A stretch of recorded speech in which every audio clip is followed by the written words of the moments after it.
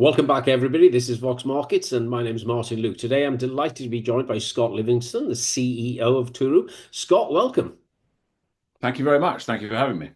Some fantastic news out this morning. Do you want to give the listeners a breakdown of what came out? Yeah, so it's important to address the nation and explain how well things are going with our new brand oaf. We have 8 products now in Tesco. We've got some amazing social media going on. We've got some brilliant feedback from people that are really enjoying the product, the taste of the product, how it's lacking in the industry at the moment, and actually how the consumer is looking for something tasty and exciting and fun. And we think we've delivered that, and we're really excited about it. And we really want to share it with our investors and shareholder base so that they can see the fact that we make things and do things, which is good.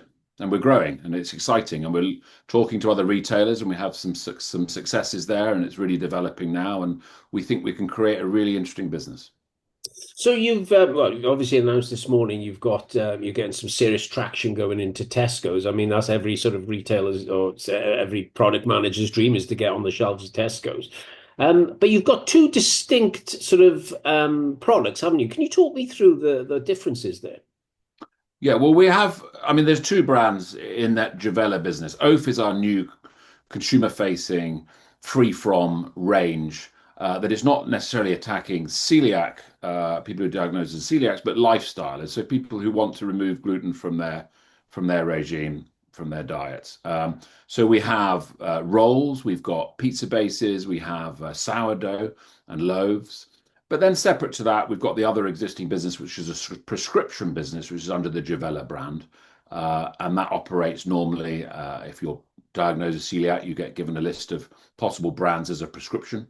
And then obviously part of the group, we also have Pulsin, which is a separate brand which makes and sells protein bars, fiber bars, and nutritional supplements.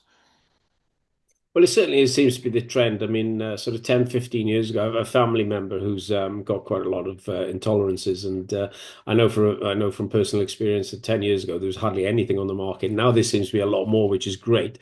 So what differentiates your product from all the others? Talk me through that bit. Well, I think, 5 years, 10 years ago, anything that was healthy tasted like cardboard. And these days, there are new methods, and the industry is getting better and better at basically making things really taste good, but without those nasties or chemicals, or obviously without gluten. We have a particular way of making it, which is different to our competition. We actually make it taste like a naughty tiger bloom bread, like a naughty white bread, and it's soft and bouncy. We have a Hmm. particular method and way of doing it which works, and we've combined that with different flavors and exciting tastes, etc., that appeal to the consumer. And we've got a different, nice range as well. And also, we look fun, we look different, we're more clearer on our packaging, we are more simpler in a way. And I think that the category, no particular brand's fault, but the category it has been boring, unappealing, and quite confusing, and in the most part, slightly tasteless. Yeah, absolutely. I mean, I know that myself, but I mean, and I understand other products. They sort of use rice flour, most of them, don't they? And I think you sort of remove the wheat starch. Is that correct? Yeah, we have a particular way of removing it, which is quite unique, and that leaves and helps a lot in the taste. Yeah, that's So right. that's what makes the difference with the taste and the texture and everything. Then, yeah. That's right. And with our protein bars in Pulsing, we've removed a lot of ingredients that actually a lot of the competitors use, which have known issues and are known to cause issues. In fact, Pulsing has one of the best engineered set of ingredients in the industry, but hasn't necessarily had the capital to grow and expand and buy the distribution channels like some of the bigger competitors Hmm. that obviously have a lot of dominant shelf space. Absolutely. A lot of them, a lot of these products I've certainly looked at, they've got so many sort of different.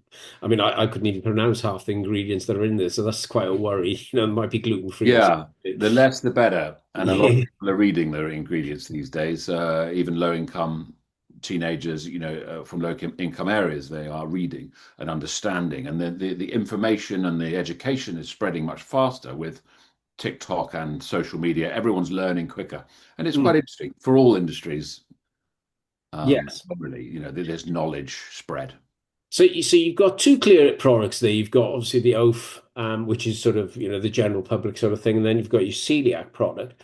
How do you see those two brands sort of complementing each other, or do you see them very much as two distinct brands going forward? Two completely different brands. So one is a very specific celiac product that's in the pharmaceutical channel. It has various different regulations, different everything. Our consumer-facing brand has its complete own identity. Oaf is a completely different taste, style, type of product. However, Oaf has been launched on the back of the provenance and a near 30-year history of Juvela with all of its infrastructure and loyal base for people who perhaps have are diagnosed but have friends that actually want to buy it in retail or perhaps want more interesting flavors and styles of products. So they are two very much separate brands that have their own lives. Good. So, and how confident are you that Toro can sort of unlock this value that, oaf this rollout into Tesco's and things? How are you going to get this growing retail footprint? Well, the fact that Tesco took us from in June 4 products took us up to 8 within a few months is a very good indicator. We've also been given additional stores. We also have very positive progress with the other retailers. Now, we did a lot of research. We spent a lot of money on data and analysis, on putting together and developing a product that works, that is wanted. And it's all, very much about the data. We had to make it taste a certain way, we had to make it look a certain way, and we had to promote it in a certain way. And I would say so far it's working. And, look, to be a challenger brand that really works, and 100x's from here, we are in the running to have a brand that can do that. Obviously, lots of people try in every different category, and there are brands that come and go. I think that we're very much on the front foot because we have, and we've always had a cash generative factory with other scale and economies, so that we're not coming out from zero with a lack of working capital. We're coming out from an existing factory and existing professional teams, and we're launching on the front foot with oaf. And we have a lot of respect. We have respect from the buyers, we have respect from the consumers.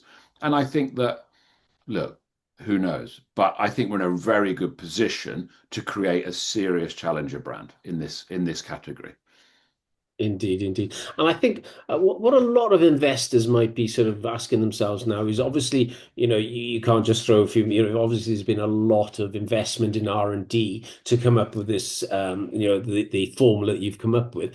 Is R&D investment something you see going forward a lot, or is that something that you think, well, we've achieved this now and we're just going to use this formula to grow into other products? Well, it was critical. It was a critical part of this launch of oaf, that expenditure and that research and that work. It's a continued responsibility to make sure we de-risk new product launches, and we want to extend the range. And obviously, R&D is at the heart. It's the engine of producing new products and potentially in the future, obviously, new brands as well. And also understanding the data from our research would help us make better acquisitions, or would help us go down certain particular paths that are going to work. So, expenditure in that area, absolutely, because ultimately it's food tech, isn't it? And it needs data, it needs research, it needs development, and it needs effort. So absolutely, we would continue. Okay. And forgive me, I appreciate you may not be able to discuss this, especially with such a huge sort of brand as Tesco's, but do they have an exclusivity, or could you go to Sainsbury's or Asda's tomorrow? Well, we're not in as of today, but we have lots of good discussions with these retailers going on. Tesco happen to find themselves in an exclusive situation because we've just launched, and Okay. we're very lucky to actually start in Tesco because they own the majority. Well, they're the biggest Yeah. market. They have the biggest market share. So I think in the main, a lot of retailers do to a point copy. Hmm. Um, so we've by default they sort of have this short-term exclusivity. But I think most retailers really want your product to be everywhere because they want your product to be well known and they want consumers to be picking it up off the shelf all the time. Now, if you have a brand that's only in one supermarket, the chances of it being worldwide, no, nationally known very well are obviously smaller. So I think I would say that most of these big retailers are all about you having a brand that's everywhere because everyone will be picking it up and buying it if they're in that store. Yeah, well, I think Tesco's has certainly led the charge with this sort of their free from range, and their selection has always been bigger and better. And They've they've been very innovative, actually, yeah, haven't they? I absolutely. think, Yeah. which is So interesting. hats Yeah. off to you to get in with the leaders certainly in the UK Yeah. for this, and it's great to hear that you're not stuck with them, that you expand. That's fantastic. Well, just to finish off then, Scott, what else would you like to what message would you like to give investors at this stage, and what can they look forward to? Well, the message is that we're doing well. We've got a great brand. We've got lots of progress going on. I want to thank anyone who's invested or bought shares so far. Thank you for being part of it. Obviously, if things do go well, there's a valuation metric which could be really, really exciting, tremendously exciting. And obviously, we hope to try and deliver on our growth plans and create a proper challenger brand across, obviously, in Poleston as well.